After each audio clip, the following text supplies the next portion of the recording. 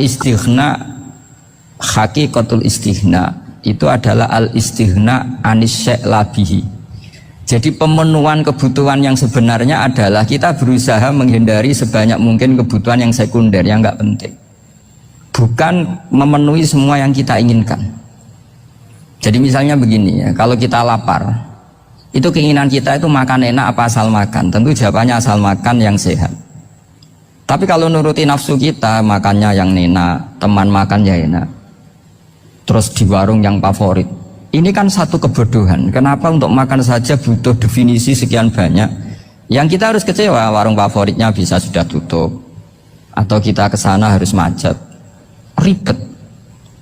Yang benar-benar arif dan bijaksana itu adalah al-istighna anisya. Sesuatu yang tidak mendesak itu jangan jadikan kebutuhan. Sehingga kalau kita puasa misalnya, semua makanan itu enak karena kita sangat lapar. Sehingga Abul Qasim Al-Junaidi ketika ditanya, ma'idamu to'am, lauk makanan itu apa? Jawabannya lucu, alju, lapar. Kalau kamu lapar ya semuanya enak. Ini sudah mulai hilang. Kita bilang makan enak itu ya sate, ya gulai, ya pizza yang kita senang. Akhirnya apa? Untuk nikmati nikmatnya Allah itu kita jadi ribet. Apalagi yang orang-orang fasik harus ditemani perempuan yang tidak halal misalnya, atau harus ada ajudan, ribet. Nah pertanyaannya, orang yang ribet sama yang nggak ribet itu pinter mana? Pinter yang nggak ribet. Nah ini kearifan-kearifan yang mulai hilang. Lalu siapa yang bisa mewarisi itu? Ya ulama. Jadi ulama itu cara berpikir sebenarnya simple. Makanya mereka sering kalau tahajud itu, di antara makalah Sayyidina Ali paling terkenal dan yang menjadikan beliau punya derajat yang luar biasa itu adalah kafani izzan an takuna li robban wa kafani fakhran an akuna laka abdan. Ya Allah, saya ini sudah begitu mulia, begitu terhormat dan sangat-sangat terhormat karena yang menjadi Tuhan itu Engkau. Jadi rumus pertama itu karena menjadi Tuhan itu Engkau. Hanya Tuhan yang abadi, Tuhan yang pertama, hanya Tuhan yang al-awwal. Coba ya Allah, kalau saya ini punya Tuhan Fir'aun, punya Tuhan mati jadi tontonan lagi, itu kerennya di mana coba? Andaikan kita punya Tuhan Fir'aun, atau punya Tuhan yang asal-usulnya manusia, apapun hebatnya manusia itu, kita punya Tuhan manusia itu. Tuhan yang lapar, yang kalau nggak makan mungkin pingsan, mungkin bisa kena COVID, nanti Tuhannya diisolasi. Kayak apa? Makanya ketika Tuhan Allah menyindir ketuhanan selain Allah itu, Allah hanya menyindir dengan kalimat sederhana, karena yakulanit to'am, yang kamu tuhankan itu masih makan. Hanya kalau nggak makan ya lemes. Jadi lama-lama ada orang gini, alhamdulillah tadi Tuhan mampir ke saya, kelihatannya lapar, setelah tak kasih makan sehat lagi. Susah nggak punya Tuhan yang seperti itu. Beda dengan Tuhan kita, Tuhan yang nggak butuh makan, nggak butuh minum, al-qayyum, zat yang berdiri sendiri tanpa butuh yang lain, al-awwal. Sebelum ada langit bumi sudah ada Tuhan kita, yaitu Allah. Bandingkan dengan Tuhan-Tuhan yang dipertuhan yang lain, yang adanya setelah bumi, misalnya Fir'aun dan sebagainya. Sehingga Sayyidina Ali pertama jadi kebanggaan apa? Kafani izzan antakuna li robban. Saya ini keren betul karena punya Tuhan yaitu Engkau. Tuhan yang lahul asma'ul husna, Tuhan yang semuanya punya kebaikan, punya keabadian, punya keagungan. Terus wa kafani fakhran an akuna laka abdan, dan saya bangga sekali karena saya menjadi hambamu. Kalau saya jadi hambanya Pak Rektor ribet kan, sudah tak hormati ternyata nanti tidak rektor, ya kan ribet kan. Terus pokoknya ribet, jadi budaknya manusia itu ribet. Makanya ada seorang wali datang ke temannya yang jadi presiden atau jadi raja. Datang ke situ karena tidak punya uang, mau minta uang karena temannya raja. Setelah sampai sana ternyata temannya ini karena orang soleh pas berdoa, ya Allah saya minta ini, minta ini, minta ini. Terus si wali tadi pulang. Tanya, kenapa kamu pulang? Ternyata dia sama, masih minta-minta kayak saya. Jadi sederhana dia. Sama-sama minta kamu, minta zat yang kamu mintain katanya. Jadi dulu itu orang itu sebegitu dekat dengan Allah. Sehingga si raja ini terus ketemu wali tadi, tanya, kenapa kamu menyepelekan saya padahal sekarang saya raja? Terus ditanya sama wali tadi, karena temannya, Kalau kamu di padang pasir tidak bisa minum dan harus minum 1 gelas, dengan ongkos kamu harus mengasihkan semua kerajaan kamu demi minuman itu. Pilih mana, minuman apa tetap jadi raja? Ya saya milih bisa minum. Saya tidak raja tetap hidup, tapi kalau nggak minum mati. Bagaimana Anda bangga dengan satu kerajaan sing la yusawi kak samain, yang tidak sama dengan segelas air.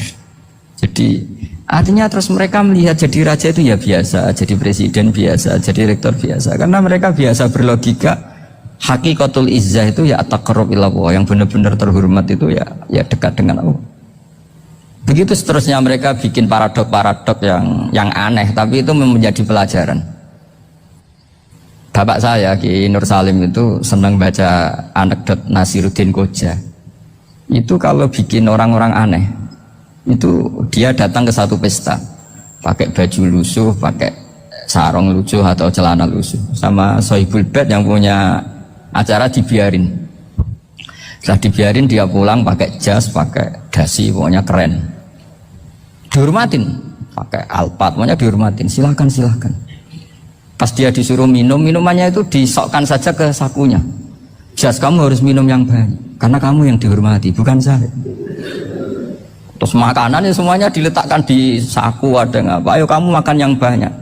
Alpatnya juga gitu, dikasih sate apa? Ayo kamu makan yang banyak. Mereka tidak melihat saya, melihat kamu. Akhirnya orang satu pesta itu istighfar semua, berarti kita ini salah. Terus dia pidato, kenapa kamu ngomong gitu? Tadi saya datang, orangnya sama. Gara-gara beda pakaian, penghormatannya beda. Berarti yang berhak dapat makanan ini jasa ya, bukan saya. Betapa naifnya kita sebagai orang. Ternyata kita masih hormat sesuatu yang seperti itu, yang atribut lah.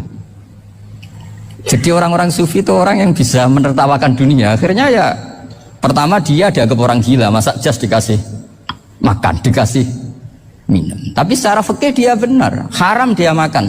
Karena pas dia datang dibiarin, setelah pakai jas dikasih makan. Berarti hakikat yang dapat rezeki siapa? Jasnya apa orangnya? Jasnya apa orangnya? Jasnya. Jadi itu orang-orang sufi, kearifan orang-orang dulu itu bisa ngelola hal-hal yang keseharian menjadi luar biasa. Ada seorang wali melihat istrinya makan 1 piring, anaknya makan 1 piring. Ditanya, kalian kenyang? Wah, kenyang sekali. Melihat anaknya minum kopi 1 cingkir, senang. Kalian senang sekali. Wah, kalau senang dengan hal-hal yang murah bisa, ngapain harus senang dengan hal-hal yang mewah? Bodoh sekali saya. Sehingga terus mereka bisa qanaah. Qanaah itu ya hidup itu simpel, sederhana. Jadi tentu saya tidak akan ngomong yang muluk-muluk, selain itu tidak bidang saya juga apa ya. Kita ini butuh obat di kondisi Covid seperti ini, butuh kesederhanaan, butuh apa ya, istighna tadi. Kita harus istighna billah an ghairillah. Jadi sudah cukup bahwa Allah ini segalanya. Sehingga tadi saya dengarin himnenya Unisula, yang paling saya kagum adalah dimulai dengan kalimat-kalimat thayyib. Di antara tugas suci Nabi Ibrahim dan semua Nabi adalah wa ja'alaha kalimatam baqiyatan fi aqibi. Nabi Ibrahim itu Nabi yang diberi gelar Allah. Dia adalah Nabi yang menjadikan kalimat tauhid itu kalimat yang abadi.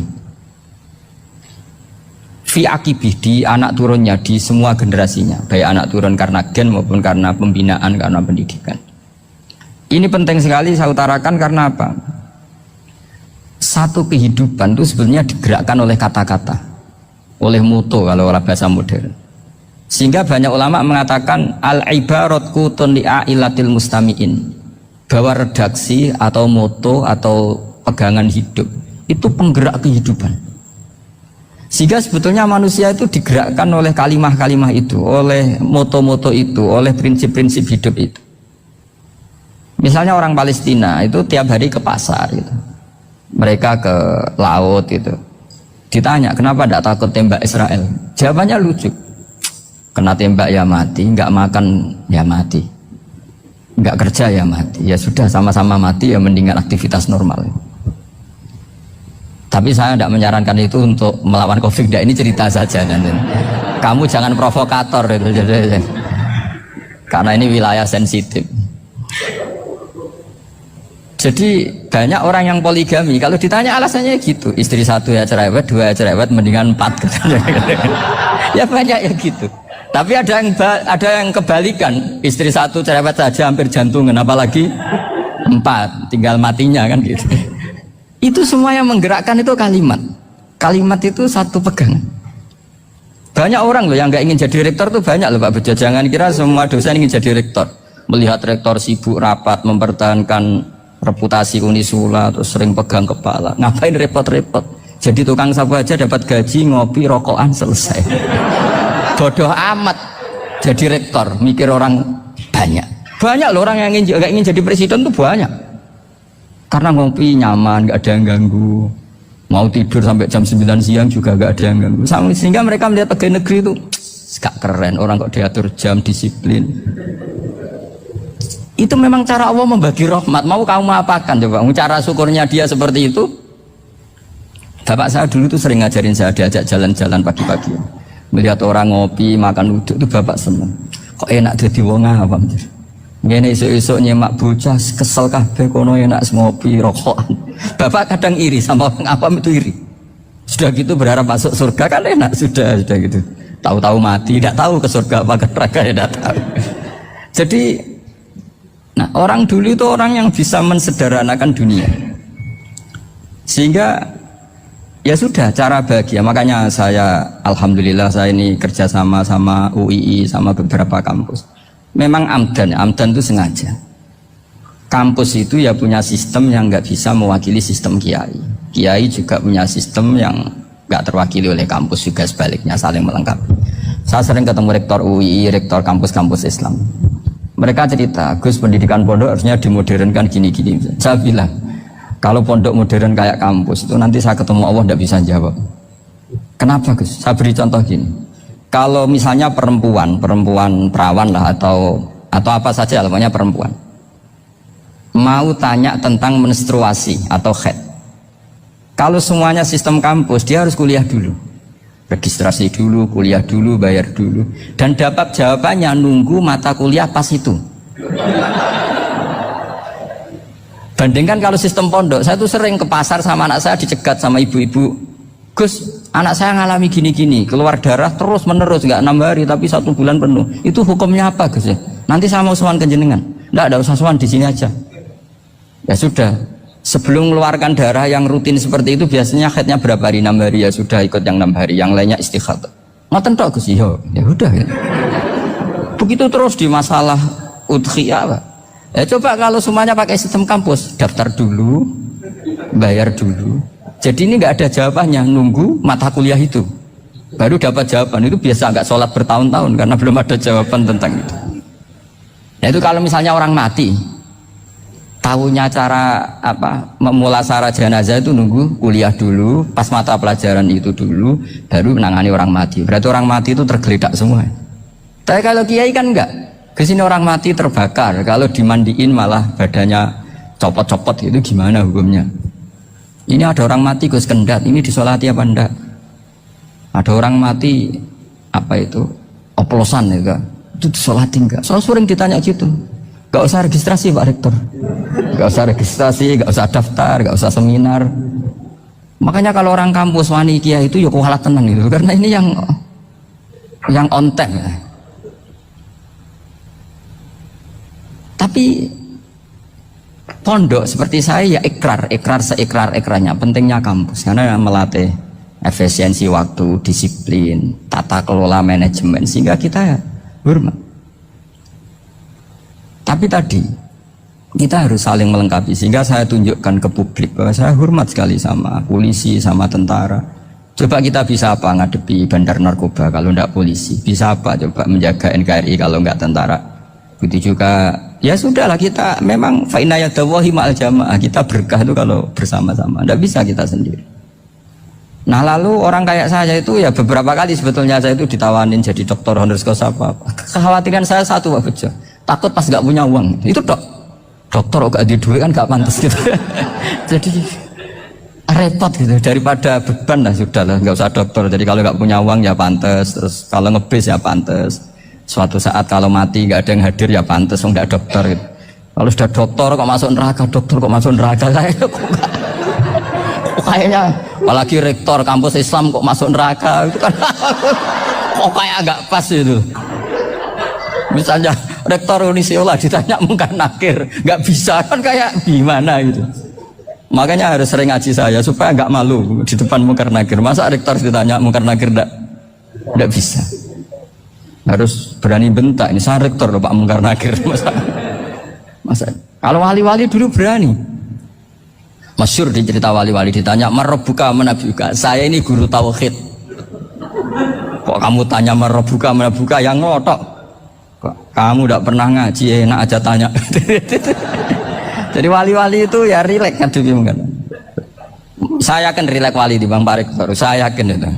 Karena wali itu lebih dekat Allah. Sehingga orang dulu itu saya ulang lagi ya. Ada satu kearifan namanya hidup itu apa? Hidup itu adalah cari sebanyak mungkin supaya hidup itu tidak tergantung pada banyak hal. Sehingga misalnya cara berpikir orang-orang modern itu sebenarnya banyak orang-orang ilmuwannya nggak ngagumi Amerika. Bukan karena angkuh ndak. Untuk mempertahankan kebesaran negara sebesar itu, kebutuhan listriknya besar, kebutuhan tentaranya besar, kebutuhan apa? Sementara negara kayak Venezuela atau Swiss kebutuhannya ada banyak. Pertanyaannya, yang tergantung dengan banyak hal sama yang tidak tergantung banyak hal itu pinter mana? Kalau dibalik pertanyaannya gitu, negara-negara maju itu tidak keren kalau dibalik pertanyaannya. Orang yang untuk mempertahankan eksistensinya banyak, butuh banyak hal, dengan yang tidak butuh banyak hal, itu pinter mana? Orang yang bahagianya nunggu jadi dokter, nunggu jadi kiai besar, kiai viral, dengan orang yang bahagia cukup dengan ngopi, itu pinter mana? Tapi kalau dibalik pertanyaannya, orang yang tahunya nikmat hanya kopi, dengan nikmat yang banyak, pinter mana? Makanya Mbah Mun tuh kalau guyon itu lucu.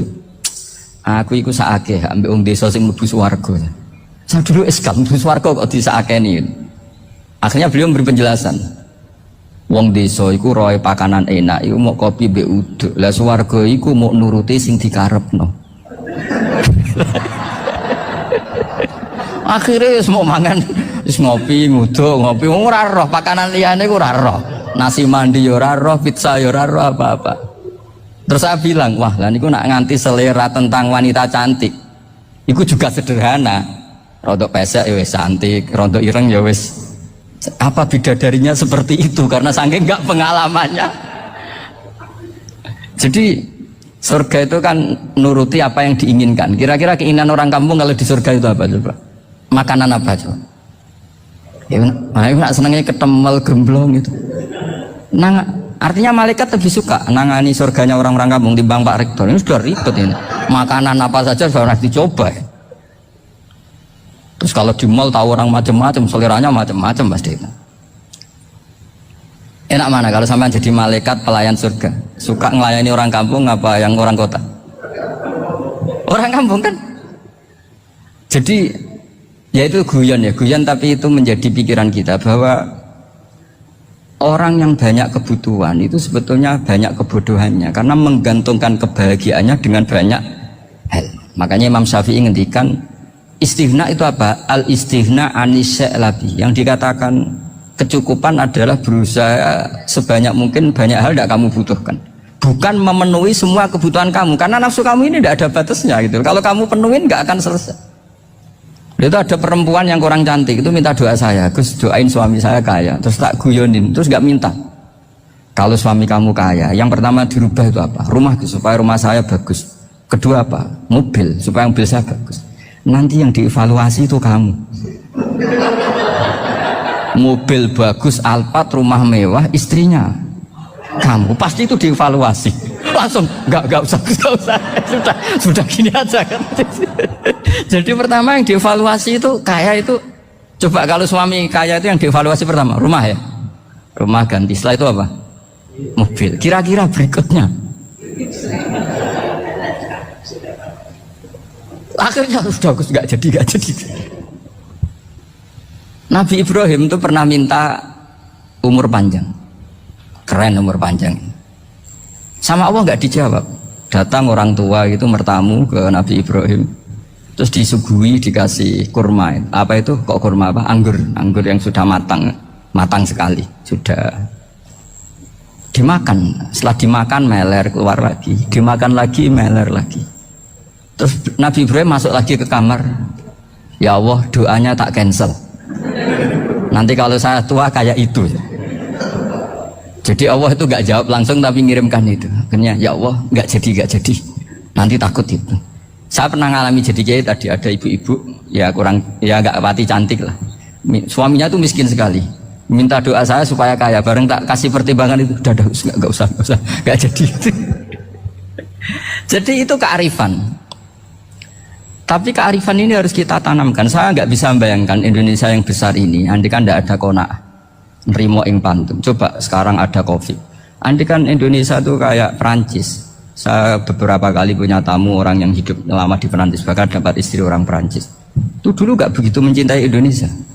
Tapi setelah di Perancis 2 tahun, wah Indonesia hebat.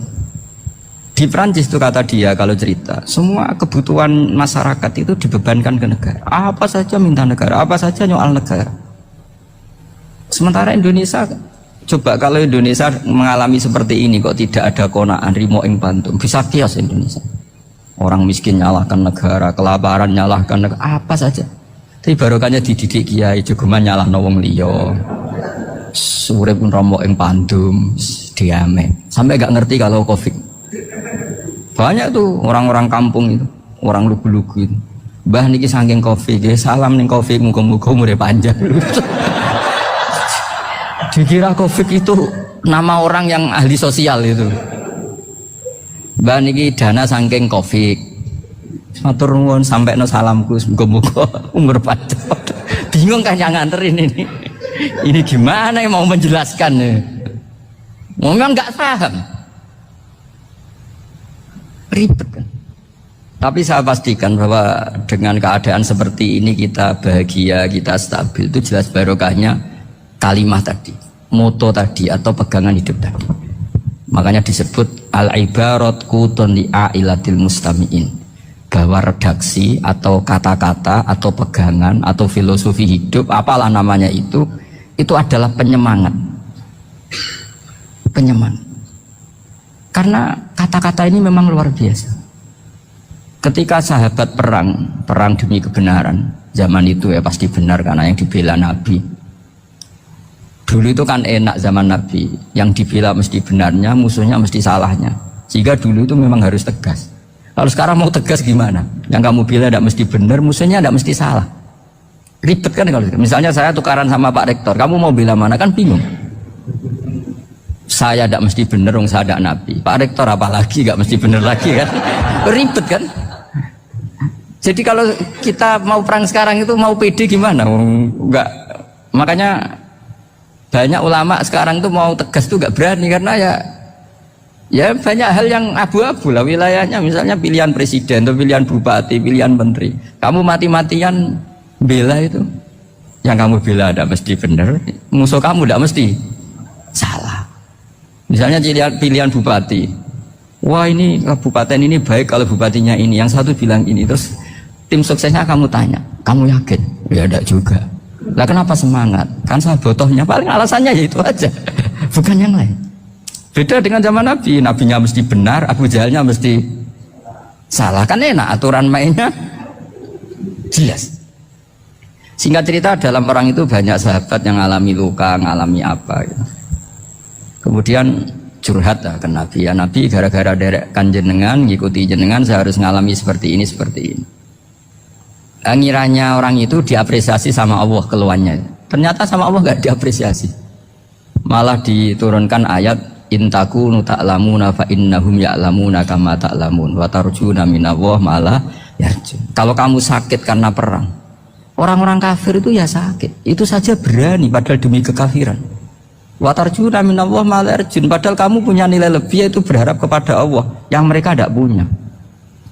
Saya jadi kiai itu ya kadang mangkel. Karena yang benci ya benci, yang seneng itu ngel-ngel loh kayak Pak Bejo. Jadi semuanya ribet. Nah iya, yang benci ya ganggu, yang seneng ya ganggu, tambah nemen. Seribet. Tapi kalau sudah ingat bandar narkoba.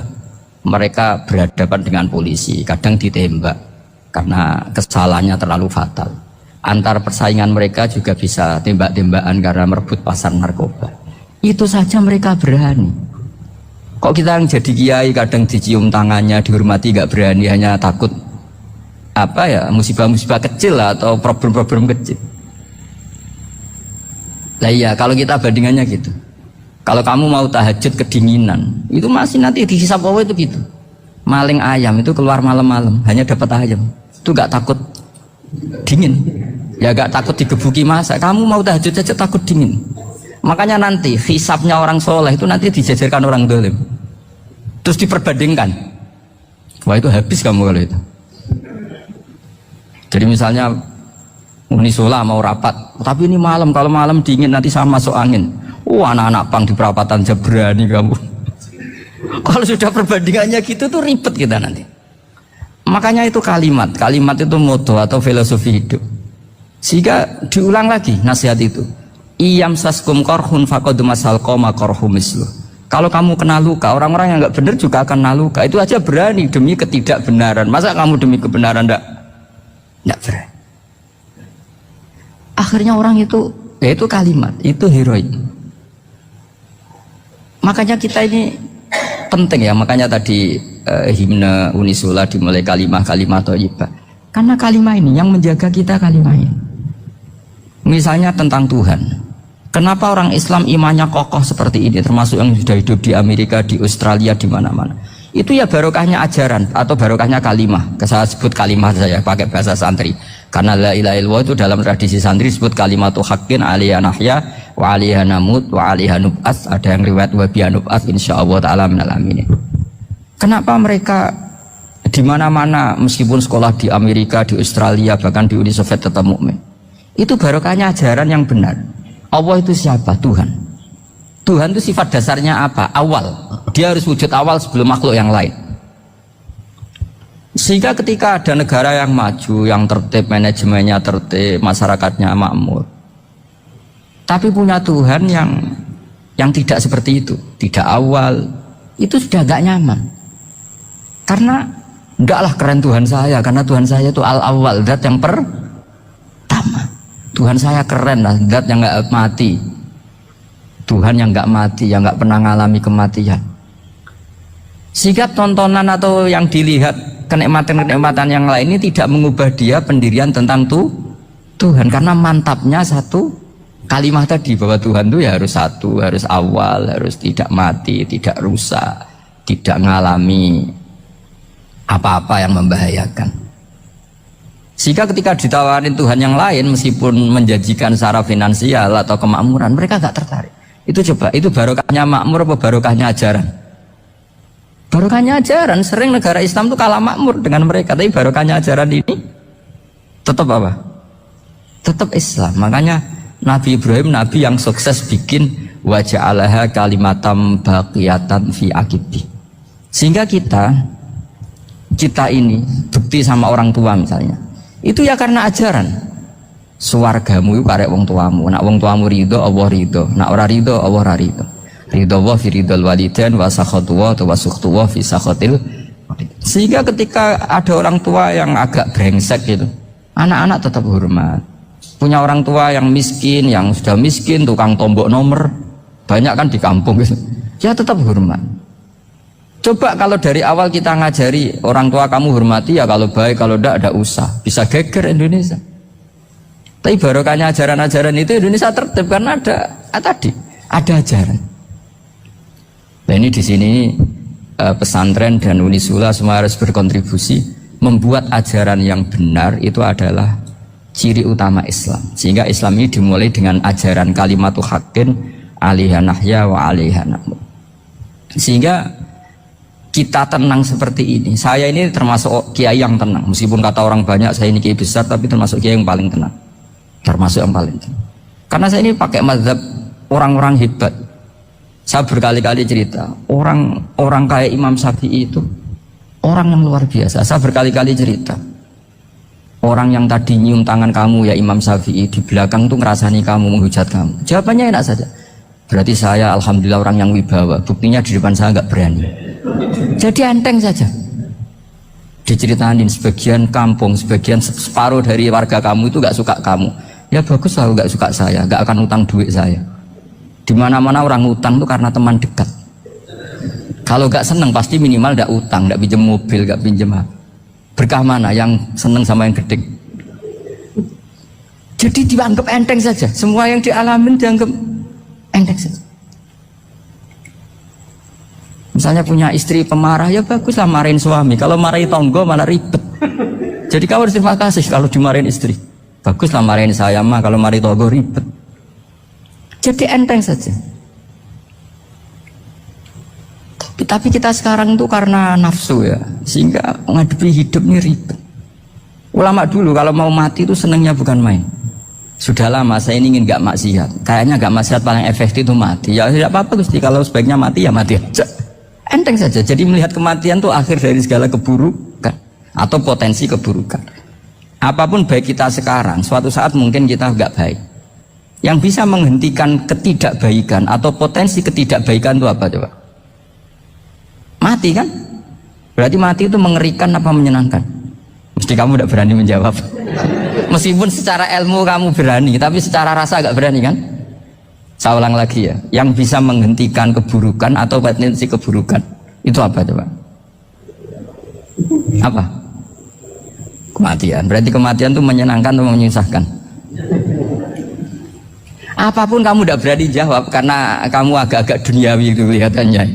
Tapi secara ilmu kamu tahu kan kalau mati itu tidak buruk-buruk banget. Karena apa? Itu akhir dari segala keburukan. Sehingga Nabi ngajarkan kalimat itu begitu luar biasa. Allahumma ahyini maka natil hayatu khairan li wa tawaffani maka natil wafatu khairan li. Nabi melihat dunia itu begitu indah. Ya Allah, kalau saya ini hidup, anggap saja hidup ini ziyadatan li fi kulli khairin, menjadi modal saya menambah segala kebaikan. Jika suatu saat saya mati, anggap mawon rohatan li min kulli syarrin, itu akhir dari segala keburukan saya. Sehingga mati hidup ya baik karena di situ kita bisa berkontribusi beramal soleh. Mati juga baik karena mengakhiri segala keburukan. Nabi nate ngendikan lagi, ajaban li amril mu'mini inna amrahu kullahu khair. Orang mukmin itu mengagumkan, semuanya baik. In asobathu na'ma syakara fakana khairan lah. Kalau baru dapat nikmat dia syukur, maka itu baik. Wa in asobatu dharra sabara, kalau dapat masalah mereka sabar, itu juga baik. Sehingga orang mukmin dua sisinya pasti baik. Itu juga kalimat, maksudnya moto atau pegangan hidup. Nah berikut ini saya beri contoh, ini kenangan saya, ini contoh terakhir. Masalah jadi orang terkenal maupun tidak. Di sini dicontohkan Imam Ghazali di halaman 367 di kitab saya 367. Juznya 3 di kitab Ihya Ulumuddin. Di sini beliau cerita betapa untuk menjaga ikhlas sebaiknya orang itu tidak terkenal, tidak syuhrah, tidak terkenal. Oke, itu kita sepakat ya, karena kalau terkenal mungkin orang dipaksa publik dengan tanda kutip untuk selalu berbuat baik, tapi karena jaim lah, jaga image atau apa. Tapi ketika dibalik pertanyaannya, kamu rela yang terkenal itu orang nggak benar, sementara yang orang benar itu nggak terkenal. Lalu masyarakat tahunya yang tidak benar. Kalau pertanyaannya dibalik gitu, orang baik wajib terkenal enggak? Kalau pertanyaannya dibalik seperti itu, dokter yang benar tidak terkenal, yang malpraktek terkenal. Kamu ingin kondisi seperti itu? Nggak ingin kan? Kampus yang bagus nggak terkenal, kampus yang bagus nggak terkenal, yang nggak bagus. Nah, artinya apa? Gara-gara olah kata, olah pikiran, ini logika jadi rubah. Lagi-lagi apa? Jawaban itu ada di kata-kata sebetulnya. Makanya bab-bab seperti ini tidak usahlah kita berdebat, berpolemik. Sebaiknya orang itu humul, menutup diri, apa sebaiknya orang terkenal, itu nggak perlu seperti itu. Sudah terserah Tuhan saja. Makanya saya mulai dulu ngaji sampai sekarang itu ya tidak punya punya ikon tertentu atau punya website tertentu, enggak. Sudah terserah pangeran, sudah. Saya juga tidak sok suci materialistik atau enggak, ya enggak mikir saya. Bukan apa-apa ya, karena saya ini saya ini kiai, jadi biasa urusannya sama Allah, tidak sama makhluk, jadi pusing kalau sama sarah-sarahnya makhluk itu pusing. Meskipun rektor kalau nasihati saya pasti tidak saya terima, itu tetap makhluk, itu sudah ada ngefek kalau saya itu sudah ada itu.